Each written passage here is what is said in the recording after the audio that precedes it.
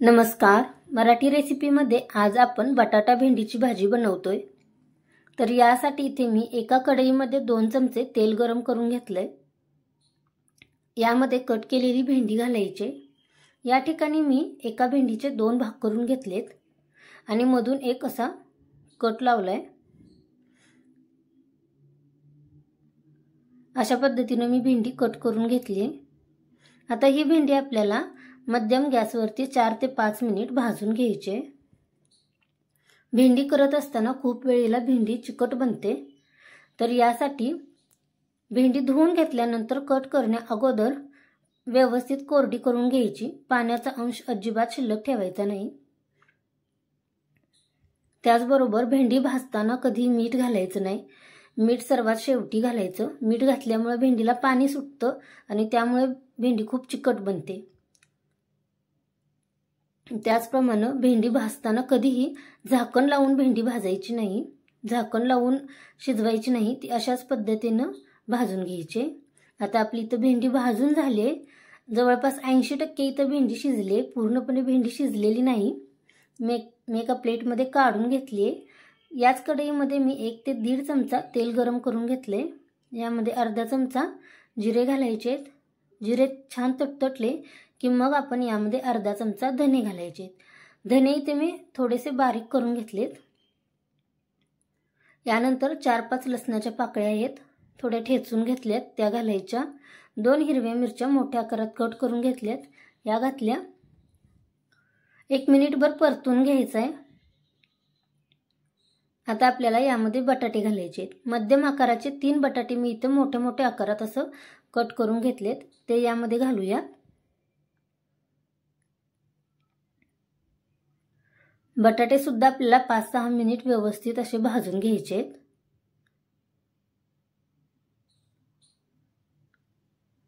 जर तुम्ही माझे व्हिडिओ पहिल्यांदाच पाहत असाल, अजून आपल्या चॅनलला सबस्क्राइब केलं नसेल तर सबस्क्राइब करा। त्याचबरोबर पुढे जे बेल आयकॉन आहे तिथे सुद्धा क्लिक करा।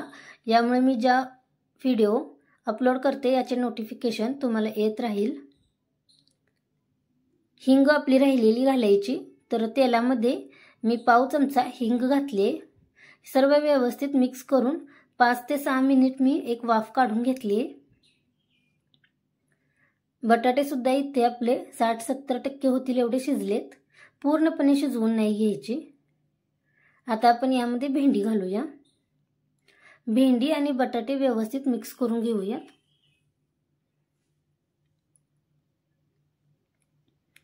यामध्ये आता आपल्याला मसाले घालायचे आहेत।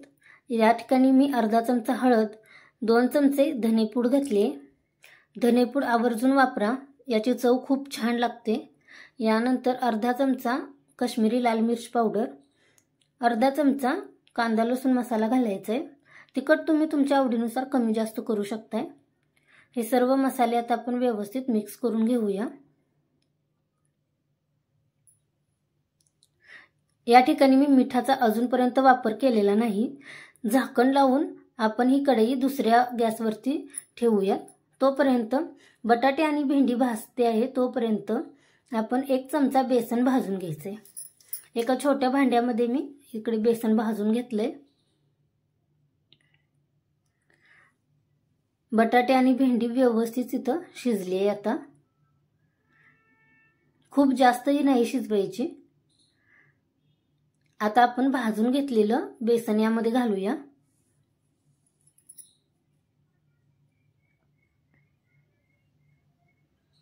यानंतर या ठिकाणी मी मीठ घालते। चवीनुसार मीठ घालायचं आहे।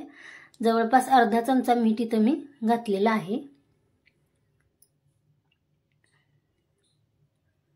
पाण्याचा अजिबात इथे आपण वापर केलेला नाही। हवं असेल तर तुम्ही तेलाचं प्रमाण थोडंसं यामध्ये वाढवू शकता। आता ही भाजी खूप कोरडी दिसते, पण झाकण लावून वाफ काढल्यानंतर ही भाजी व्यवस्थित होईल। तर मी झाकण लावून या ठिकाणी आणखी 5 मिनिट वाफ काढून घेतली। आपली भेंडी आणि बटाट्याची ही भाजी आता तयार झाली आहे। सर्वात शेवटी यावरती मी कोथिंबीर घालते। तर तुम्हाला ही रेसिपी कशी वाटली हे मला कमेंट बॉक्समध्ये सांगा।